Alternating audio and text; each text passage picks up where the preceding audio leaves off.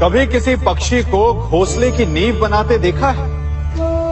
अथक परिश्रम करके तिनका तिनका बिटोर कर वो पक्षी अपना घोंसला बनाता है, अपनी संतान के लिए एक सुरक्षित घर बनाता है। और फिर कहीं से तीव्र आंधी आती है, भारी वर्षा होती है और उसका घोंसला तिनका तिनका करके बिखर जाता है। फिर वो पक्षी क्या करता है? वो रोता नहीं, ना ही विलाप करता है। वो बिना विलंब करे फिर से अपना घोंसला बनाना प्रारंभ कर देता है और सफलता पाता है। फिर हम क्यों छोटी छोटी असफलता से भयभीत होकर परिश्रम करना छोड़ देते हैं?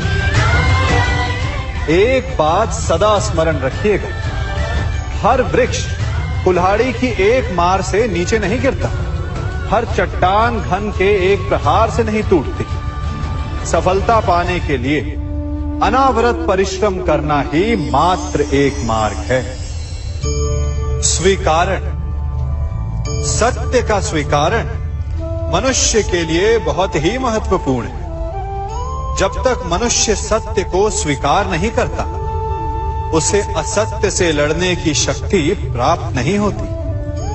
जब आप भोजन करते हैं तो क्या होता है? आपका पेट स्वीकारता है कि वो भर चुका है और आप भोजन करना बंद कर देते हैं। जब आपको निद्रा आती है तो क्या होता है? आपका मन स्वीकारता है कि आपका शरीर थक चुका है और उसे विश्राम की आवश्यकता है। उसी प्रकार जब आपको किसी व्यसन को रोकना हो तो आपको स्वीकारना पड़ता है कि बहुत हो चुका, चाहे वो लालच हो या मदिरापान। उस व्यसन का त्यागना तभी प्रारंभ होता है जब आप ये स्वीकार कर लेते हैं कि आप उस व्यसन के बंधक हैं। हम में से ऐसा कोई नहीं जिनकी परछाई उनसे दूर रहती। हमारी परछाई सदैव हमारे साथ रहती है। कदाचित हमारी परछाई हमारे कर्मों के फलों का संकेत है।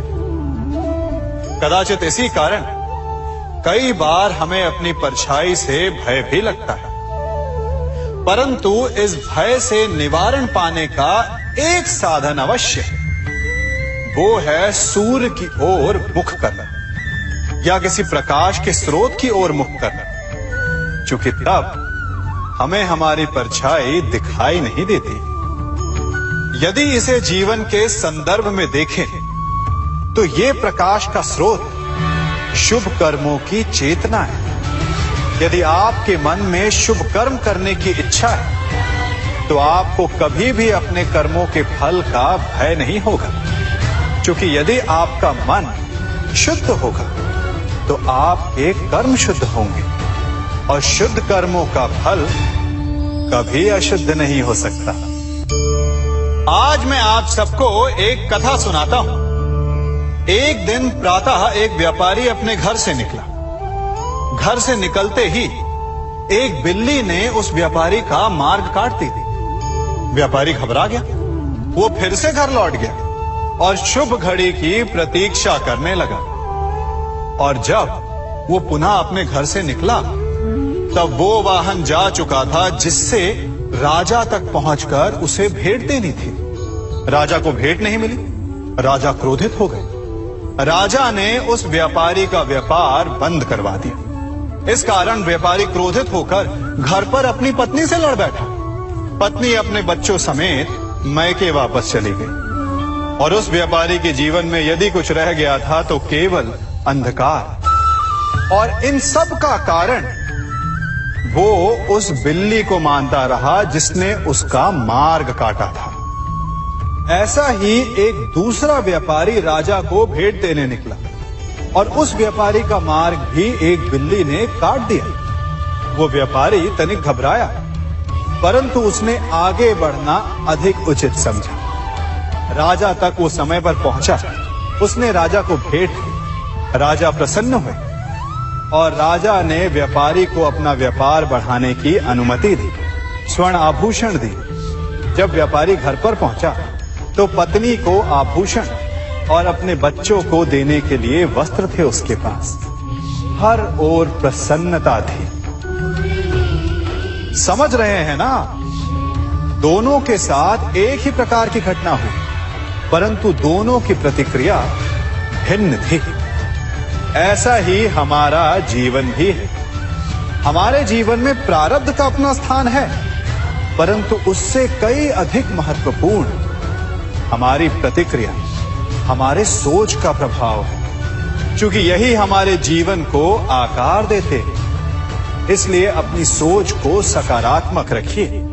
आपका जीवन सदैव आनंदमय रहेगा। आप इन दो पात्रों को देख रहे हैं। मेरे इस पात्र में जल है और ये पात्र मिष्ठान से भरा हुआ है। दोनों ही पात्र भरे हैं, परंतु देखिए, मिश्री को जल में मिला दिया। जल ने मिश्री को अपना लिया। मिश्री ने अपना अस्तित्व खो दिया, परंतु जल को अभिमान है कि उसका अस्तित्व अभी भी बना हुआ है। परंतु जो इस जल को चखेगा, उसे अवश्य पता चल जाएगा कि ये जल अब वो जल नहीं रहा, ये अब शरबत बन गया। हमारा त्याग, हमारे बलिदान भी ऐसे ही होते हैं। जो इस बात को अनुभव करते हैं, वो समझ सकते हैं कि कैसे हमने समय की धारा को बदल दिया। जो बलिदान देते हैं, उनका अस्तित्व कभी नष्ट नहीं होता, अपितु उनका बलिदान संसार में कुछ ना कुछ परिवर्तन अवश्य लाता है। हम सभी कभी ना कभी, कहीं ना कहीं अपने जीवन में यात्रा अवश्य करते हैं। हमारी यात्रा में कभी पक्के रास्ते आते हैं तो कभी कच्चे रास्ते। पक्के रास्ते मनुष्य बनाता है और कच्चे रास्ते जानते हैं कैसे बनते हैं? चलते चलते बन जाते हैं। जब लोग एक स्थान से जाते हैं तो पैरों के दबाव से नीचे की घास कुचल जाती है। बार बार उस मार्ग से जाने से धीरे धीरे मार्ग स्वतः ही बन जाता है। और यही जीवन है, यही नियति है। जब आपके जीवन में आपको मार्ग ना मिले तो रुकिए नहीं, आगे बढ़ते रहिए और आपके पैरों के दबाव से मार्ग स्वतः ही बन जाएगा। हम सभी अपने जीवन में सफलता चाहते हैं, है ना? उसके लिए हम रात दिन परिश्रम करते हैं, कड़ी मेहनत करते हैं, परंतु फिर भी असफल हो जाते हैं। परंतु ऐसा क्यों होता है? कभी सोचा आप सबने? क्योंकि सफलता पाने का मंत्र बड़ा कठिन नहीं, बड़ा सरल है। उचित विचार, उचित समय, उचित स्थान पर उचित प्रहार। जब आपके विचार, समय, स्थान और प्रहार यानी परिश्रम उचित है, तो सफलता आप ही को मिलेगी। जिस प्रकार एक लोहार लोहे से कुछ बनाते समय उस लोहे के सही ताप तक के आने की प्रतीक्षा करता है और समय आने पर उचित स्थान पर पर्याप्त बल से प्रहार करता है और लोहा आकार ले लेता है, ठीक उसी प्रकार आपकी सफलता भी आकार लेती है।